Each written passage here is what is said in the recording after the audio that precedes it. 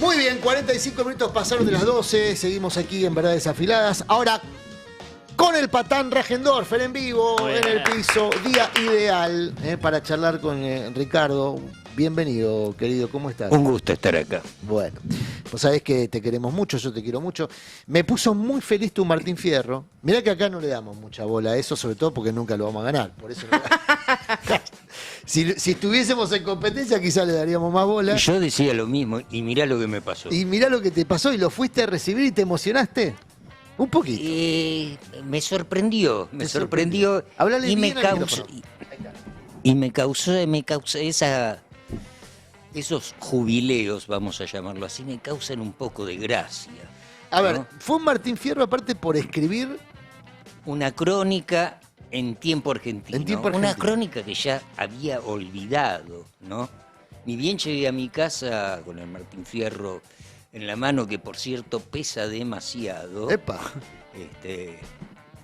Uno se pregunta con qué material está hecho. ¿Lo vas a Y diseccionar? ahí, No. y ahí aparece la respuesta que te la da Dashiell Hammett: está hecho del material con el que se hacen los sueños. Así termina el largo el halcón maltés. El halcón maltés. El halcón maltés. Entonces me fui a fijar qué diablos había escrito que fue tan premiado, y era una nota que ni siquiera recordaba, porque... No, pero fue un premio, creo yo, más allá del artículo premiado en sí, a tu larga trayectoria, que incluyó casi todos los lenguajes, o todos los lenguajes de la comunicación. Sí, Radio, sí, tele, sí. incluye, ¿no? Porque estás muy activo, estás por sacar un libro dentro de poco, venís de publicar una biografía que no pierde actualidad. Ya tenía actualidad cuando la publicaste. Yo la publiqué La de Patricia en Bullrich, me refiero, ¿no? 2019, si mal no Claro, era recuerdo. ministra de Mauricio Macri. Terminaba de ser ministra de Mauricio Macri. Para actualizarlo le tendría que agregar un capítulo más. En particular, un capítulo, por cierto, lleno de sangre. Pero en efecto, ese libro sobrevivió por el imperio de la realidad. Voy a contar una infidencia. En esos años trabajamos juntos en tiempo con Ricardo, y él me comenta que estaba haciendo la biografía de Bullrich, y a modo de chanza, yo le comenté, bueno, lo bueno que de hacer una biografía de Bullrich es que ella se va a encargar de que siempre esté actualizado, por su capacidad para encontrar un palenque donde rascarse. No importa el momento de la política argentina, algo va a encontrar.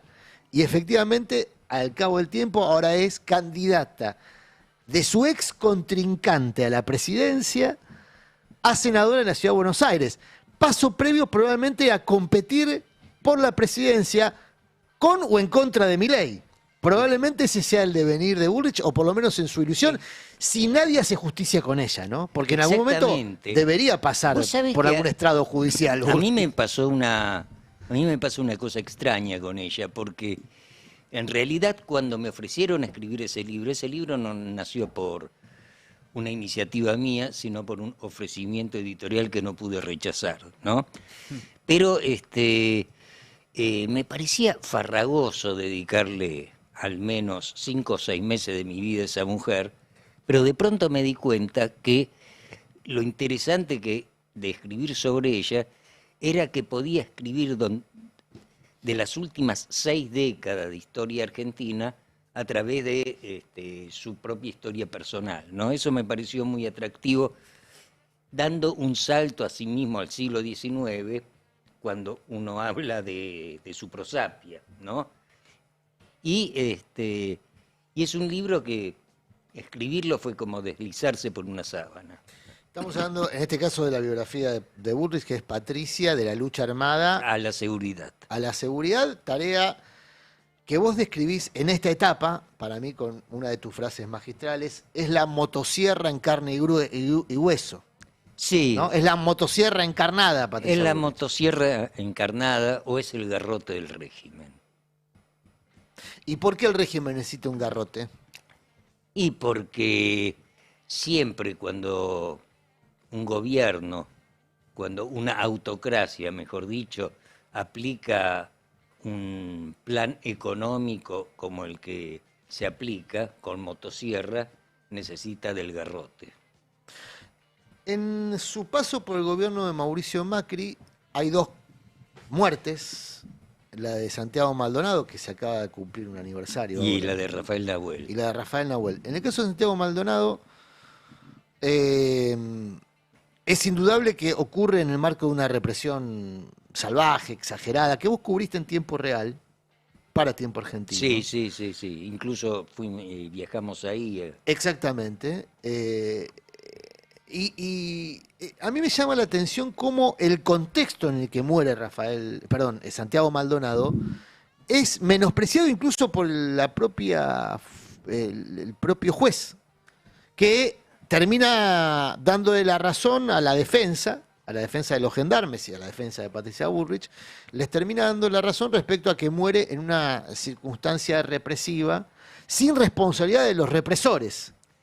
Sí, es una locura eso. Es rarísimo, ¿no? Por Porque empezar, no es que Santiago Maldonado se ahogó porque salió a nadar. Exactamente. Dando por cierto lo que dice la pericia. Exactamente. Por empezar, los dos jueces que hubo en la causa, el primero no me acuerdo, Otranto creo que se llamaba el primero. Sí, Geral uno. Y Geral era el segundo. Sí. Los dos, digamos, no son, digamos, muy imparciales que digamos, ¿no? Laburaron denodadamente para sostener la teoría del ahogamiento, Sí. como decís vos, lo cual es una cosa tirada de los pelos, el hecho de considerarlo así, cuando en efecto, como vos dijiste, hubo una brutal represión. Yo me acuerdo en aquella primera cobertura tuya, insisto, con el cuerpo todavía desaparecido. Sí, No se sabía si había un cuerpo, de hecho estábamos buscando a Santiago Maldonado, y vos hiciste una cobertura en el lugar y mostrabas cómo en el lugar habían quedado restos de la represión, desde cartuchos, huellas de uno los de carros, esos cartuchos todavía los tengo en mi los cartuchos que se utilizaron, un cartucho, que eran de perdigones. Eran de perdigones, un Eran de cartucho perdigones. blanco de perdigones, usado. Conseguiste las filmaciones. Exacto. Las filmaciones de la represión, donde se mostraba un despliegue represivo no acorde a lo que se pretendía reprimir, que era una interrupción del tránsito de muy pocas personas. Pero a partir de ahí empieza todo una narrativa, una política pública destinada a criminalizar a los mapuches, ¿no? Como una fuerza revolucionaria capaz de generar y subvertir el orden institucional de la Argentina, como si se tratara de una nueva fuerza subversiva, a la manera de las fuerzas subversivas que describían la dictadura genocida, que iban detectando, ¿no? Posibles organizaciones subversivas. Algunas efectivamente eran organizaciones guerrilleras, organizaciones armadas, otras no, eran organizaciones sindicales o de la sociedad civil que eran presentadas como organizaciones subversivas para poder aplicar el plan represivo. Y vos detectaste ahí tempranamente, creo yo, cómo lo de Santiago Maldonado a Bullrich le servía de disparador para mostrar, por un lado, la severidad, iba a llegar hasta la muerte si era necesario, en su afán represivo, y al mismo tiempo la obcecación, es decir, vamos a crear organizaciones a las que reprimir con esta característica. La encarnación hoy de la motosierra, bueno, no sé, en ese momento no se usaba la palabra motosierra, sirve. Pero ahí empieza, y garrote. además, digamos, con un plan, yo diría, sistemático, no por el número de casos que hubo, porque cuando uno se refiere al plan sistemático que hubo en la dictadura, se refiere al número, sino cualitativamente.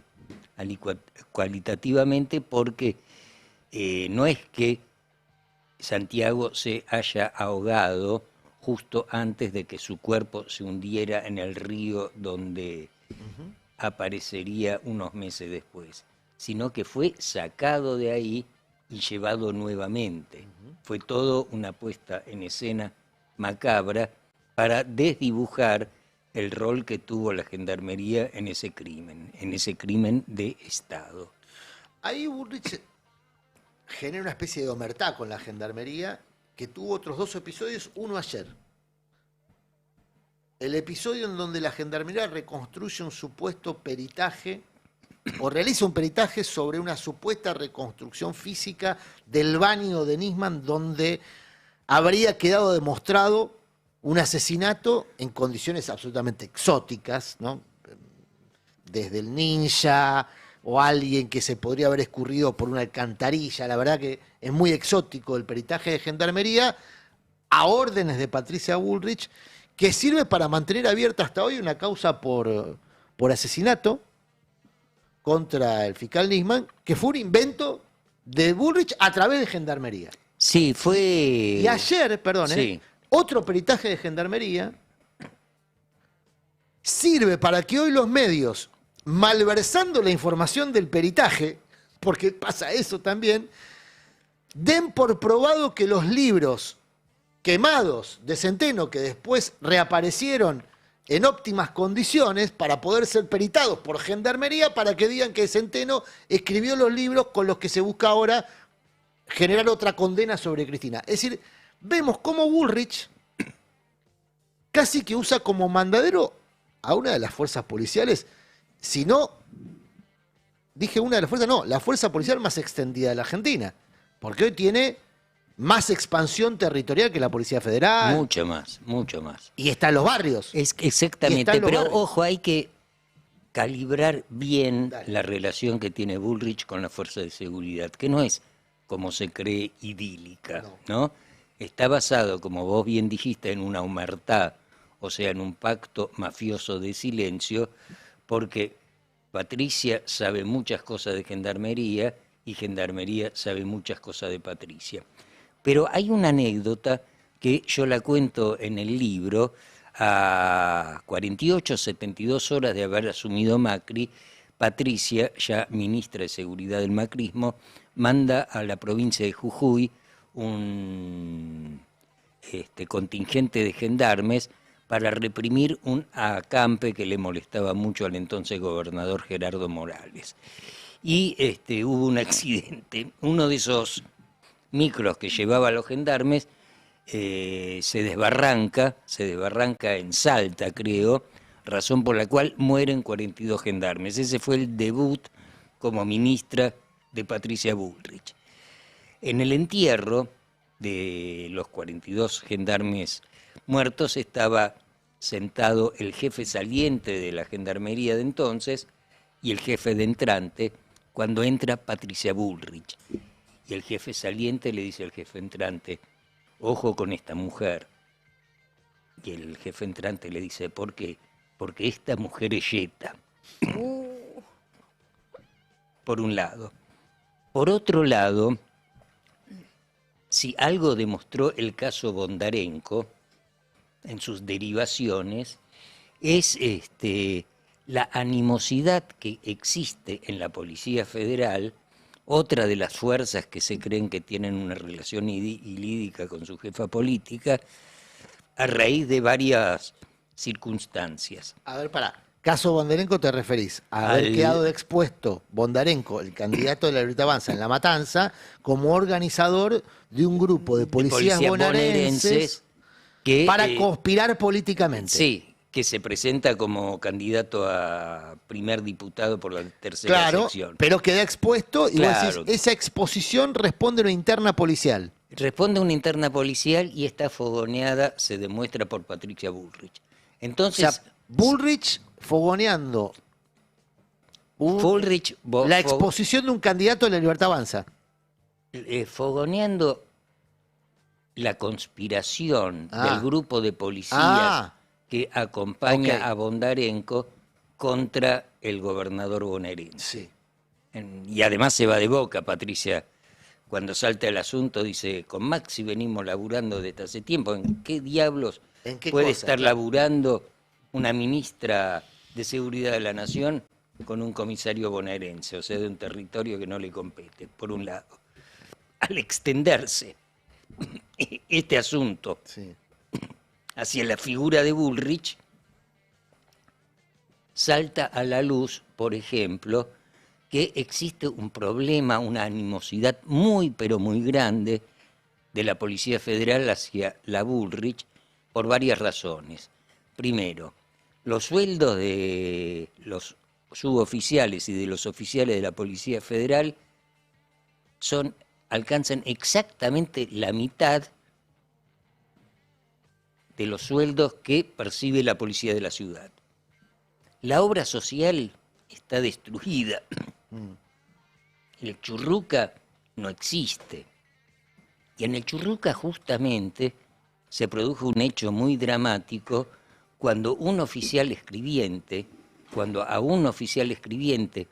no le dieron los medicamentos oncológicos que necesitaba para paliar sus dolores, el tipo fue al baño del Churruca, cerró la puerta y después solo se escuchó el sordo estampido de un disparo. Se había volado la tapa de los sesos.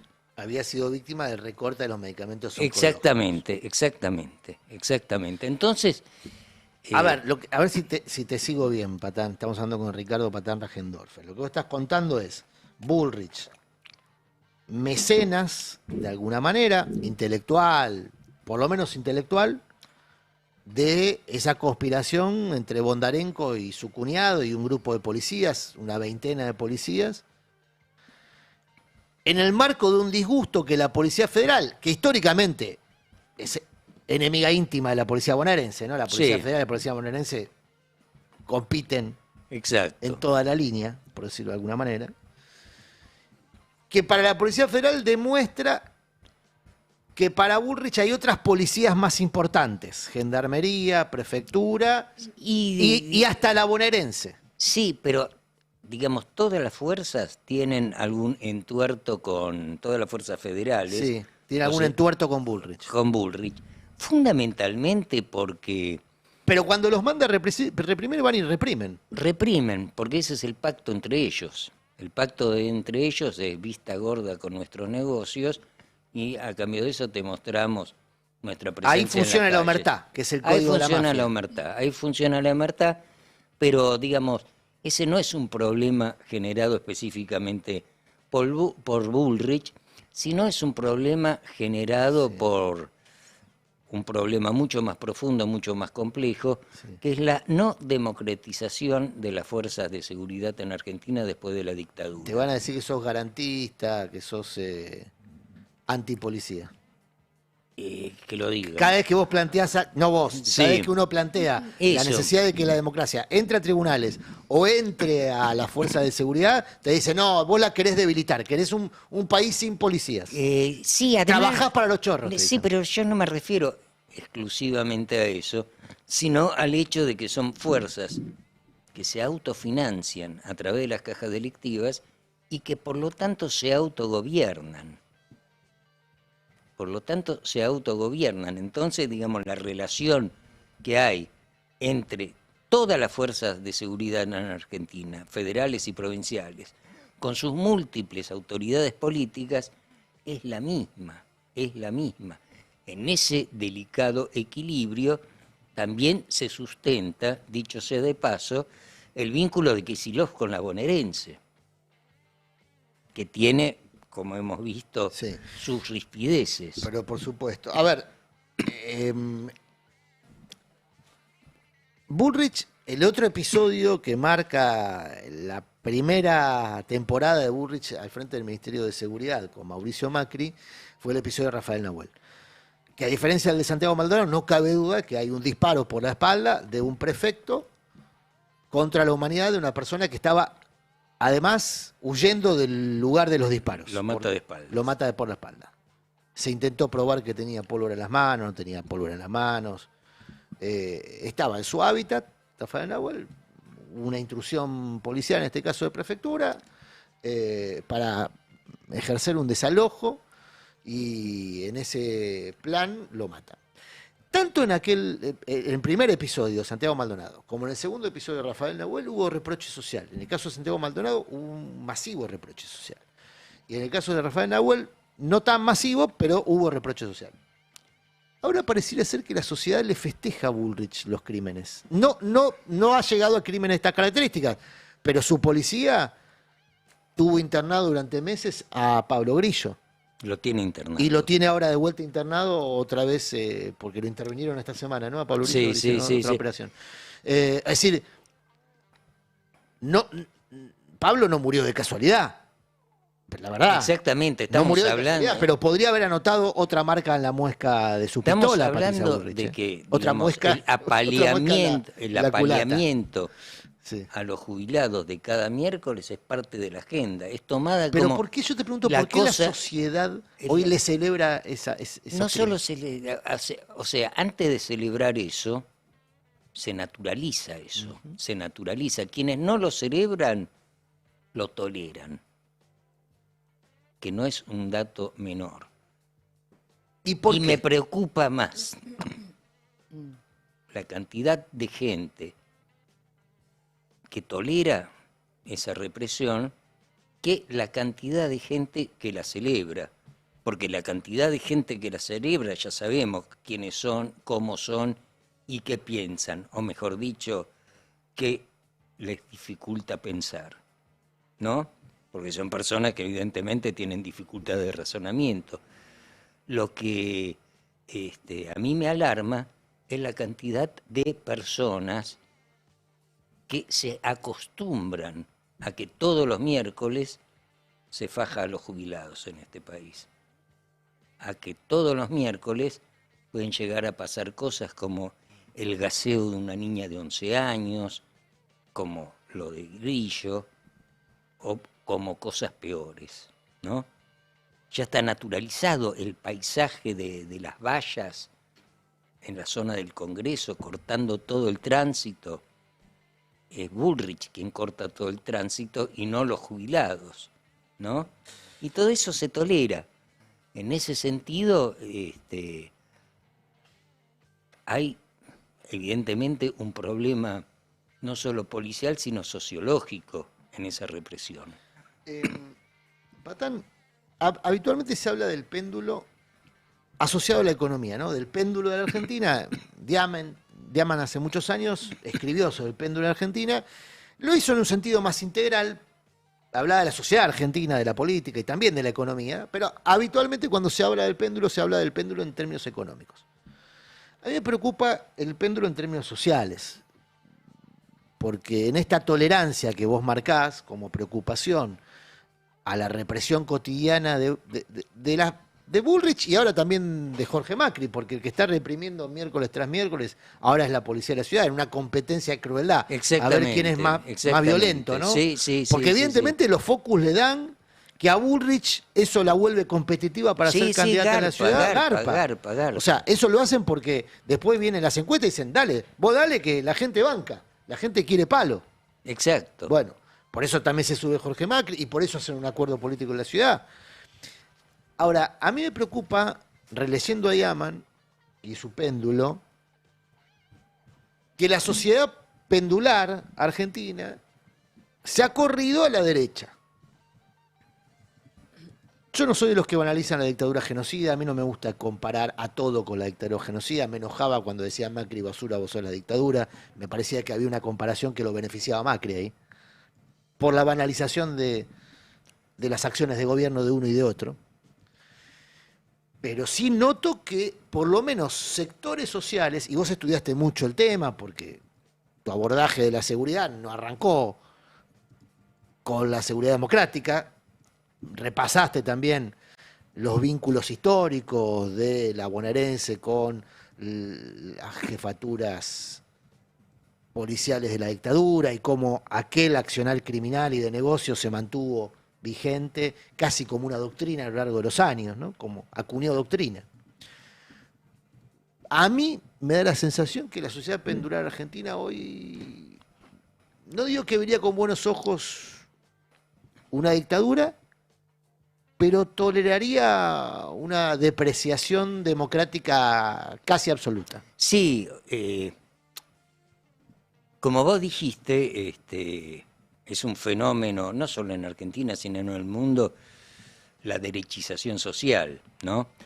En ese sentido, hay un sociólogo portugués que se llama, a ver si me acuerdo, Boaventura Sousa Santos, Santos Sousa, nunca me acuerdo muy bien, que plantea la hipótesis del fascismo societal, en la cual plantea que, a diferencia de los procesos de ultraderecha que hubo en la Europa de la primera mitad del siglo XX, casi todos impulsados ya sea desde el Estado o desde un partido político, el fascismo societal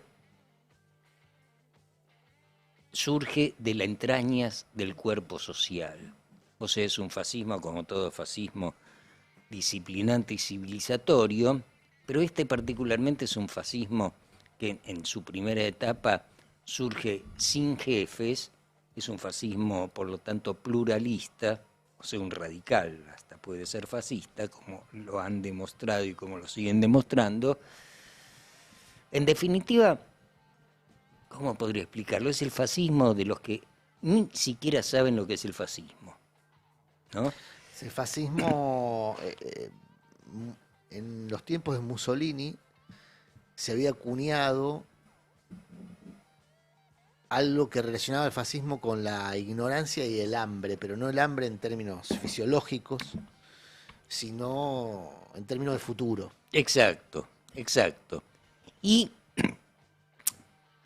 como decía, creo, Marx en el 18 Brumario de Luis Bonaparte, que todo se repite en forma de farsa, Argentina vivió hasta el 2024 en una especie de República del Weimar, cuyo representante más, valga la redundancia, representativo fue Alberto Fernández, ¿no? Y a partir de 2024 empezó en forma de farsa lo que en Alemania fue el año 1933, o sea, el fin de la República del Weimar. Es interesante lo que decir. La República de Weimar fue la precuela del nazismo, básicamente la anomia. Exactamente. El no gobierno. Exacto.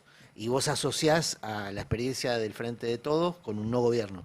Con un no gobierno o con un gobierno que agitó los fantasmas que de algún modo sacudieron el alma de la parte sana de la población. La degradación democrática es campo orégano para un aspecto del que hemos hablado poco, pero que está muy bien descrito en tus trabajos, que es el aspecto económico de la autonomía policial. Exacto. O sea, la autonomía policial tiene un aspecto criminal, en términos de violencia de Estado, ¿no? Lo que muy bien evalúa la Correpi y la Negra Verdú, el aspecto criminal policial del gatillo fácil. Ahora vos, ya desde la bonaerense en adelante, la secta del gatillo y demás, contás que nada de eso ocurre por posiciones ideológicas, o solamente por posiciones ideológicas, sino porque la dictadura genocida de Camps y Suárez Mason para acá dejó como doctrina que la violencia podía ser un buen negocio. La violencia podía ser un buen negocio. Para las fuerzas policiales, no para quienes administran la violencia. Fíjate vos que durante la dictadura los grupos de tarea militares gozaban del beneficio del botín de guerra. Se afanaron hasta papel prensa, Sí. ¿no? No me refiero a un Rolex que Sí, le sí, afanan sí, sí, a un desaparecido. Se afanaron hasta papel prensa. La élite económica representada por Martínez Dios. Mientras que las fuerzas de seguridad que estaban subordinadas a las fuerzas militares que tenían el mando de la aplicación del terrorismo de Estado, les dejaron el beneficio de la recaudación. Nosotros le afanamos a los desaparecidos y ustedes recaudan. Nosotros hacemos la vista gorda. A partir de ahí empieza eso. A partir de ahí empieza la recaudación sistematizada, y no solo de la bonaerense, sino de toda la fuerza de seguridad, cosa que recién se empieza a descubrir a fines de la década del 90. De hecho, con Carlos Dutil, que es mi compañero en la escritura de la bonaerense, Todo empieza cuando escribimos una nota, nos encargan una nota que termina llevando por título Maldita Policía, donde, digamos, originalmente teníamos que escribir sobre, qué sé yo, la profusión del gatillo fácil. Y ahí, haciendo esa nota con Carlos, nos damos cuenta de que el gatillo fácil, por ejemplo, es uno de los pocos delitos sin fines de lucro que comete esa fuerza. De pronto entramos a ver que todos estos tipos tenían flotas de coches de alta gama, mansiones por $500,000 para arriba, etcétera, etcétera, etcétera. Dijimos, ¿qué pasa acá? Entonces vimos que, digamos, el enriquecimiento era sistemático, de que había una corporación en la que se manejaba como una empresa perfectamente aceitada, ¿no? La dimensión, la dimensión del choreo, me da vergüenza utilizar malas palabras frente a un tipo de un lenguaje tan florido como el Patán, pero lo voy a hacer. Diga. Yo me permitiré decir otra, una sola. Porque la verdad es que lo que hay que tomar conciencia de esta época es que son hijos de puta, pero son chorros. Sí. Digamos, no hay incompatibilidad entre... Ellos pretenden hacer creer que son virtuosos y que hacen las cosas por ideas, ¿no? Incluso hasta por dogmas ideológicos. No, son chorros. Son chorros, son mafiosos. En ese sentido, digamos, su única ideología, su único deseo, su única preferencia, Sí. su único ideal son los negocios. Claro, por eso... Por ejemplo, no sé por qué una mafia como la mafia policial debe tener una ideología cuando las mafias no policiales no se les exige que sean neoliberales o populistas. ¿Alguien le exige a Vito Corleone No, claro. que sea monárquico o republicano? Ricardo el Patán Rajendorfer, pueden leer todos sus textos habitualmente en Tiempo Argentino, a quienes una vez más recomendamos acompañar económicamente porque están en una campaña, necesitan 5.000 nuevos socios, 5.000 nuevas suscripciones. Si son suscripciones digitales, mejor, pero el papel todavía El papel a mí me... es atractivo, pero digo mejor porque el ratio económico para la cooperativa es mejor. Sí. Así que, bueno, si quieren suscribirse, la suscripción completa, mucho mejor, porque la suscripción completa es papel, digital, los anticipos y además participar de premios, ¿no? Además no se van a arrepentir. La verdad, además de escribir notas ahí, a mí me causa mucho placer leer las notas de mis compañeros. Bueno, está muy bien Patán y Tiempo Argentino, y además lo pueden leer en Subasta Bibliografía, que no está en subasta, que justamente se consiguen en las librerías del ramo. Gracias, Patán. Un placer haber estado acá.